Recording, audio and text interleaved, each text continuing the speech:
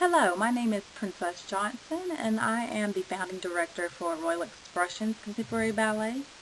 And I bet you're wondering, why am I talking about investing in your child's future? Dance is not my only background. I also attended the University of North Carolina at Greensboro. I was a small business entrepreneurship major, so entrepreneurship is very important to me. And entrepreneurship is more than just starting a business. It's about really developing into your best self. And I really want to talk about how important it is to make sure your children also do the same thing. So we're going to go over a few things in this presentation. So you can see here in our content, there are three things that we want to talk about, and that is priority spending, what future stock is, and some steps that you can take for investing in your child's future.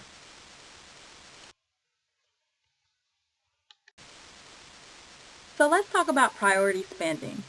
There are two questions you want to ask yourself before making a major purchase for your child, and that is, why am I buying this? And will this develop them or just merely entertain them? Those two questions are so important, and you'll soon discover something when you ask these questions to yourself, that a lot of times we're buying things for our children because they asked for it, therefore I will give it. Or everyone else's child has it, and you want them to feel accepted and things like that, and that is important. But there are some things that you may want to consider when making those expensive purchases. What are the upfront costs and the ongoing costs of this product that you're going to buy for your child? And you also may want to consider the amount of time they will be spending using the device, such as those that you see on the right of this page. And another question, is the product developing them physically, mentally, socially, and even in some cases spiritually? And then you want to just compare the cost and time that they could use with an extracurricular activity to the cost and time that they use with the device that you may be purchasing for them.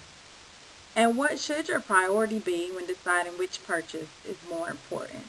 Those are the steps you want to take when deciding how you want to spend your dollars on investing in your children. So when thinking about your purchase, you want to divide it into two types of stock that you're going to purchase. There's the current stock and there's the future stock. Current stock is the latest and the greatest. You see below there's a picture of an iPhone 6. It's going to be really popular, and I'm sure it's something that children will be asking for right around Christmas time. For kids, smartphone is mainly used for entertainment, talking to their friends and things like that. They may not even use it to its fullest capacity as it should be used by a business owner or someone who uses it for work or things that they do as an adult. For kids, a lot of time when they get these smart devices, they're going to have a lot of games on it. They'll be doing a lot of texting, listening to music, and things of that nature that are more for entertainment. And once this iPhone 6 is no longer popular and the new iPhone comes out or some other brand has something better, they're going to want to replace it. And so you'll see that you'll start replacing these devices that you're buying them every 1 to 2 years, and in some cases it could be even less than that. And while these are great devices, and it really does amaze me how some of the youngest kids, even 2-year-olds, can use them, they're really only developing skills that they can use right now and that are just right for using that device, but not necessarily in a broader scope of things that they could do in the world. So now we'll look at the future stock. Future stock has been available for many years and will continue to be accessible while improving with time. Our example that we use here is a dance lesson. Dance lessons have been available for many years. Very historic type of thing that kids can learn how to do. especially in regards to doing ballet or African dance. And then you also have contemporary and hip hop and jazz, and it's just a rich culture. And these dance styles are always changing and progressing and becoming more and more challenging.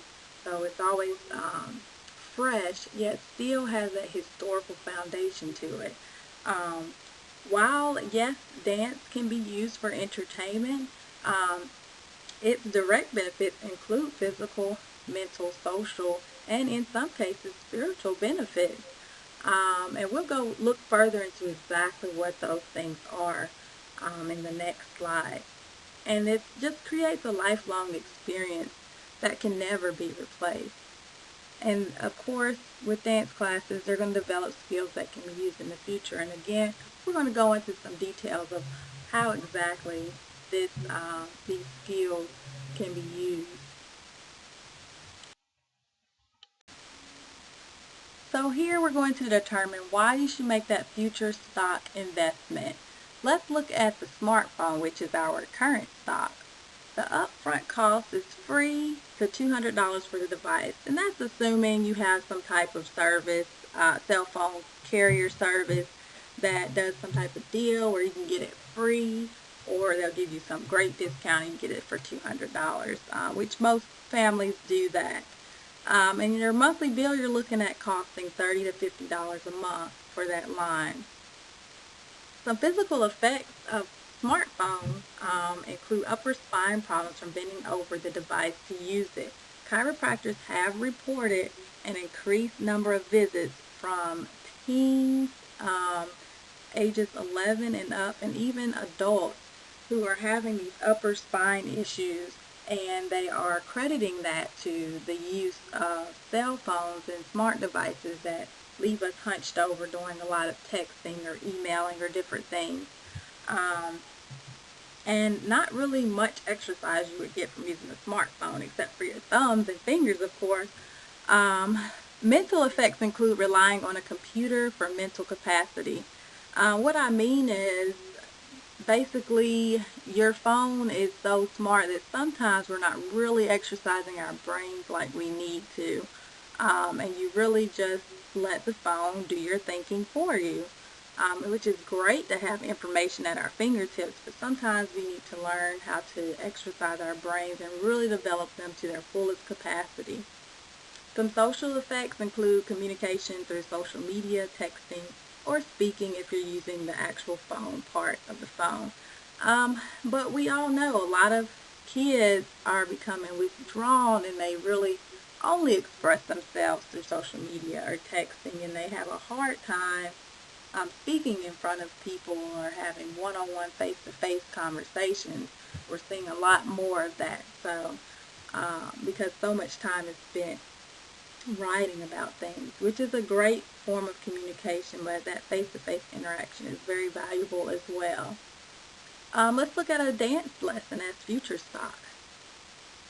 The upfront cost is, I just said, a $25 application fee. Some application fees do cost more, admittedly. I've heard of $35 or $40, maybe even as much as $50 to apply to a school. Plus, the cost of materials could be between $10 to $117, depending on what type of class they're taking. Some classes don't require much materials, like a contemporary class. Usually you're barefoot and you'll wear something comfortable that you can move in. It's not a very strict dress code. But then on the other end of the spectrum, there's like a ballet point class where you'd have to get the leotard and the tights and the point shoes and the accessories for the point shoes, plus regular ballet shoes. That's when you're getting into that upper end of $117. The monthly bill for I'm in Greensboro, North Carolina, so on average, I've seen most studios, if you were taking one dance class, you're looking at $40 to $55 a month that you're paying for that class.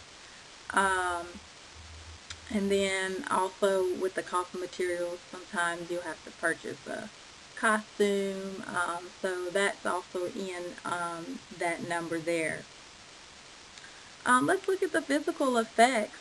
Well, actually, before we do that, I did want to go back and say, so you can see when you're looking at the cost for purchasing a device versus signing up for a class and then looking at the monthly bills you would pay, you're essentially almost paying roughly the same amount just to get started and then every month.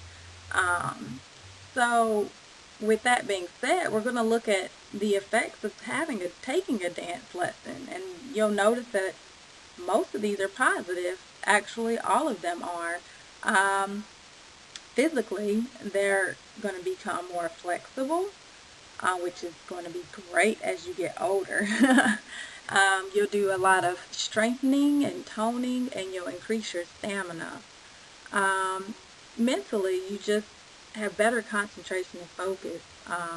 You're learning how to move to specific beats and music and really engaged and making sure you're doing choreography right or technique correctly. So it really does give your brain some really good exercises. Socially, you have that face-to-face human interaction in the classroom in a learning environment, and you increase your confidence. Not to mention, doing a dance lesson is different than just being at school and having that human face-to-face interaction. A lot of times the students are having a lot more fun. While dance is very structured, it still gives them that freedom of creativity and exploration. So it's a great environment, and it really is worth paying the money for the dance lesson versus the smartphone. Now, what am I saying here? There's a resolution to this. Purchasing current stock is not wrong. To get the cell phone or the tablet or the Xbox One, the things that they want, it's nothing wrong with it. It just should not be your priority when it comes to making a big purchase decision between the two. Before committing to a monthly cell phone bill, consider what you could do with those same funds to invest in your child's future. Once you commit to their future and there is room left in your budget, then purchase the current stock. If things get tight in your budget, your future stock should not be the first to go. This is something that's really developing your child into their best self. And I know I use the dance lesson as an example because that's what I do. I'm a dance teacher, but of course there's still music lessons, there's sports, there's so many different activities, painting class, pottery, anything you can imagine and think of. Find out what your child is passionate about and invest in that. Especially if they're struggling in academics, they may be an artist, and there could be something inside of them that you can invest in as a parent.